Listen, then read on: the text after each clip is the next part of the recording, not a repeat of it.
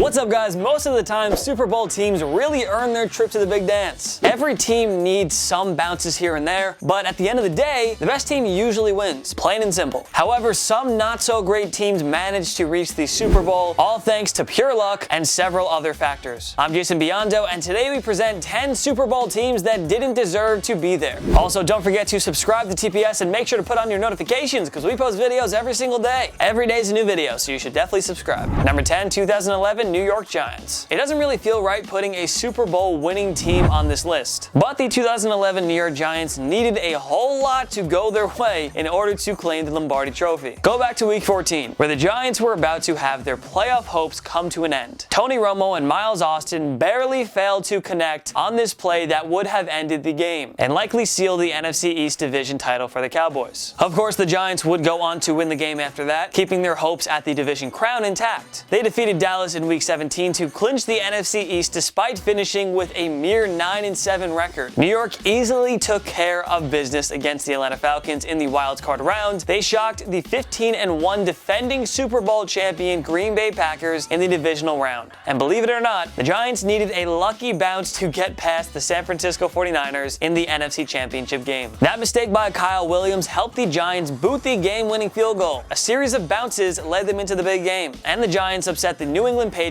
to win another Super Bowl 21-17. It just took a few bounces for them to make it work. Number 9, 2008 Arizona Cardinals. Sure, the Cardinals had two all-time greats in quarterback Kurt Warner and wide receiver Larry Fitzgerald, but Arizona was lucky to be in a pathetic NFC West division. They went 9-7 to take the crown, finishing 2 games ahead of the second-place San Francisco 49ers. What an easy path to the playoffs. The Cardinals had a high-powered offense, but they ranked 28th in scoring defense, allowing 26.6 points per game. Their run game was largely ineffective, averaging just 73.6 yards on the ground per game. Not good. Luckily for Arizona, winning the division meant hosting the Atlanta Falcons in the wild card round, even though Matt Ryan and co finished with a superior record of 11-5. The Cardinals won that game 30-24. The Cardinals upset the Carolina Panthers in the divisional round, and with a 9-7 record, they got to host the Philadelphia Eagles in the NFC Championship game, even though Philly had a better record at 9-6-1. Arizona made the most of their home field advantage, winning 32-25 to reach the Super Bowl. The ultimate Cinderella story ended, however, when the Pittsburgh Steelers defeated them 27-23. Number 8, 2011 New England Patriots. Now, the 2011 Patriots were really one of the more dominant regular season teams under Bill Belichick and Tom Brady. They had the top record in the AFC at 13-3, but the Patriots didn't beat a single team with a winning record in the regular season. It's quite an easy schedule, we must say. Oh, and the Patriots had the second worst defense in the NFL that year, allowing over 400 yards of offense per game, but they managed to earn the top seed in the AFC. To make things all the more sweeter, they drew the 8-8 Tim Tebow-led Denver Broncos in the divisional round. It was an easy matchup for the Pats, who cruised by the mediocre Broncos. But when it came to the AFC Championship game, the Patriots met a formidable opponent, Ray Lewis' Baltimore Ravens. Joe Flacco actually outplayed Tom Brady in this game. The Pats turned it over 3 times. Brady had 2 picks and he didn't have a single passing touchdown. That put Baltimore in prime position to win the game. But of course, Lee Evans dropped a game-winning touchdown in the waning seconds. And the ultra-reliable Billy Cundiff missed a gimme 32-yard field goal that would have forced overtime. An easy regular season schedule, 1 easy playoff opponent, and 2 big-time Baltimore mistakes all added up to a Patriots Super Bowl 46 appearance. The run ended when Eli Manning and the G-Men, who came in at number 10 on this list, defeated the Pats in the big game for the second time. So yeah, an undeserving Giants team outlasted an undeserving Patriots team. 2014 Seattle Seahawks. Wait, what? How? Defending Super Bowl champions, top seed in the NFC, best scoring defense in the NFL, Russell Wilson, Marshawn Lynch, a travesty. How dare you put them on this list? Alright, hold the phone. We're not trying to discredit everything Seattle did in this quest for a Super Bowl championship. But come on, you all know there was a lot of luck involved for them to reach Super Bowl 49. For example, the Arizona Cardinals were leading the division for much of the season, but quarterback Carson Palmer tore his ACL in the midst of an excellent campaign that helped Seattle cruise to another division title. Sadly, Seattle's 12-4 record equaled those of the Dallas Cowboys and Green Bay Packers. Luckily, Seattle got the tiebreaker and got home field advantage, instead of potentially having to play on wildcard weekend. And thirdly, the Seahawks got to play a 7-win Carolina Panthers team in in the divisional round. It's an easy win. Now, as for the NFC Championship game against the Packers goes, Green Bay handed this one to them, plain and simple. For example, Morgan Burnett went down after an apparent game-sealing interception, even though he had plenty of room to take it all the way down into the Seattle territory. And Brandon Bostic botched an easy onside kick recovery, which Seattle obviously took advantage of. The Seahawks took the lead and they wound up winning in overtime on a Jermaine Kearse touchdown. Of course, Seattle lost Super Bowl 49 to the Patriots when Russell Wilson threw an interception at the goal line to Malcolm Butler. We feel like Seahawks fans would have just rather lost to Green Bay so they could have avoided that devastating Super Bowl loss. Am I right? This 2014 Seattle team was great, but they needed a ton of bounces to get there.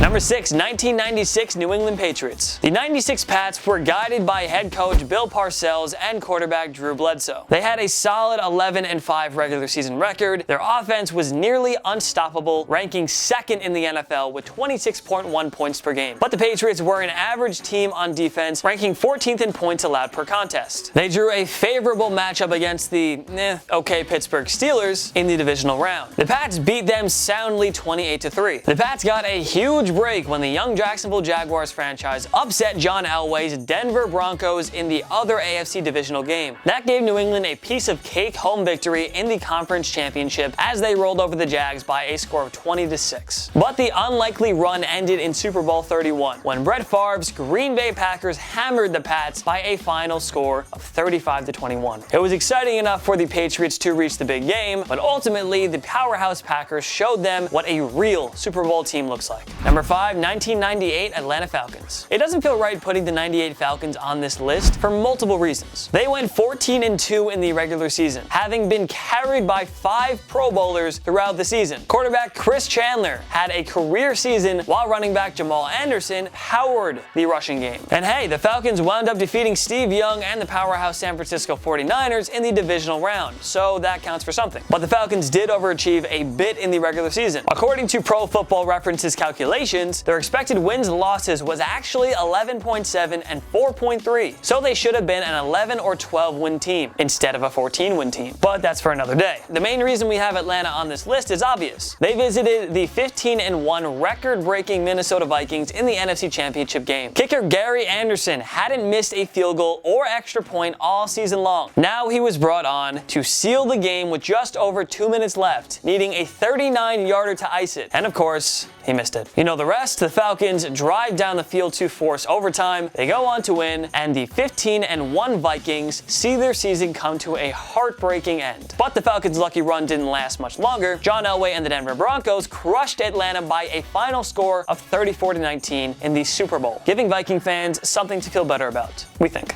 Number 4, 2003 Carolina Panthers. One of the greatest, almost Cinderella moments in sports. The Carolina Panthers needed a lot to go right to reach Super Bowl 38, hence the Cinderella story. This team ranked a mere 15th in the league on offense and 10th on defense. Pro Football Reference's expected wins-losses formula suggests they actually should have been closer to an 8 or 9 win team. Quarterback Jake Delhomme only had 19 touchdowns and 16 picks in the regular season. So yeah, this team didn't look anything like a Super Bowl contender come playoff time. But they got rolling with a wild card round victory over the Dallas Cowboys, followed by an overtime win at St. Louis in the divisional round. The Panthers took advantage of an awful day from Donovan McNabb, defeating the Philadelphia Eagles 14-3. Delhomme and company went toe-to-toe with the Patriots in the Super Bowl, but ultimately Tom Brady and Adam Vinatieri were too much. The Pats won a doozy 32-29, and Carolina's shocking yet somewhat undeserving run to the Super Bowl came to an end. Number 3, 1994 San Diego Chargers. The 94 Chargers had topped 10 units on both offense and defense, but this group sure needed every bounce to reach the big game. Quarterback Stan Humphries was mediocre at best in his regular season with 17 touchdowns against 12 interceptions. This team started out 6-0 only to split their final 10 games. Still good enough to go 11-5 though. The Chargers only got past Dan Marino's Miami Dolphins in the divisional round because kicker Pete Stoyanovich missed a game-winning 48-yard 50-yard field goal and time expired. In the AFC Championship game, the Chargers defense made an excellent goal line stand against the Steelers to secure an unlikely trip to the Super Bowl. Reality hit the Chargers in Super Bowl 39 though. They were no match for Steve Young and the San Francisco 49ers, who cruised to a 49-26 victory. Number 2, 1979 Los Angeles Rams. The Rams team finished a mere 9-7 on the season, and there wasn't a whole lot to like about this group. They finished 15th and 11th in scoring offense and defense. The Rams used 4 different quarterbacks throughout the season, combining for 19 touchdowns and 29 interceptions. Yikes. The Rams barely pulled away with a close 21-19 win over the Dallas Cowboys in the divisional round. They won a sloppy, mistake-filled 9-0 game over the Tampa Bay Buccaneers in the conference championship.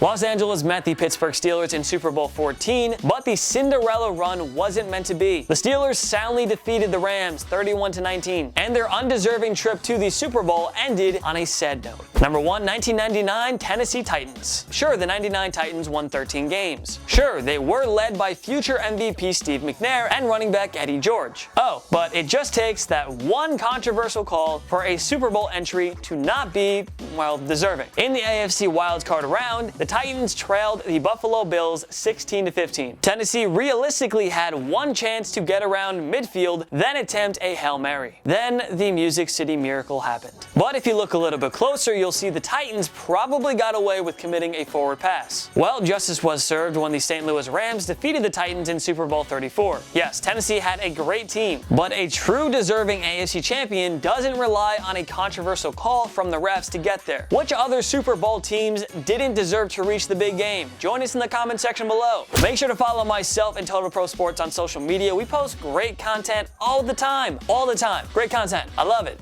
You'll love it. At least go check out our profile. Go take a look. Like, go look and be like, oh, yo, dope Instagram. Oh, whoa, I didn't see that tweet. That was so cool. Love that tweet. Like, retweet. Go follow us. And if you don't like us, then don't follow us. But we still appreciate you. You're still a good person. We love you. Also, like down below if you like this video. Takes like 1 click. So like, just like it. Yeah, just do it. Right down there. If this is your first time around TPS, make sure to subscribe because we post videos every single day. Every day's a new video, so you should definitely subscribe. Of course, thanks so much for watching. I'm Jason Biondo. And my knee!